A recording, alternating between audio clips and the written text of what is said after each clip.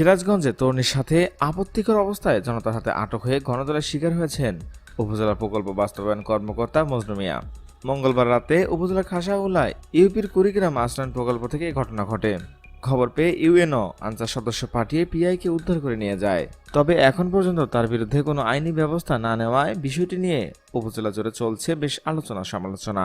এ বিষয়ে স্থানীয়রা জানান, খাসকাউলিয়া ইউপির কুড়ি আশ্রয়ণ প্রকল্পে দরিদ্র আরব আলীর পরিবারকে একটি ঘর পেতে সহায়তা করেছিলেন পিআই মজনু মিয়া। এর সুবাদে ওই বাড়ির সাথে তার সখ্যতা গড়ে ওঠে। প্রায় গভীর রাতে ওই বাড়িতে গিয়ে পরিবারের 17 বছর বয়সী এক তরুণীর সঙ্গে আড্ডায় মেতে ওঠেন তিনি। এ নিয়ে এলাকার জনমনে ক্ষোভের সৃষ্টি হয়। এ নিয়ে সমালোচনা চলতে থাকে।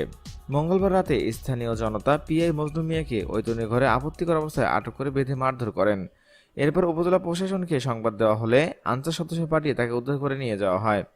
খাসকাউলিয়া ইউপির সাবেক চেয়ারম্যান রফিকুল ইসলাম বলেন, পিআই মজনু মিয়া প্রধানমন্ত্রী আশ্রয়ণ প্রকল্পের ঘর পাইয়ে দেওয়ার কথা বলে এর আগেও বেশ কয়েকটি নারীর সাথে সম্ভাবনা করেছে।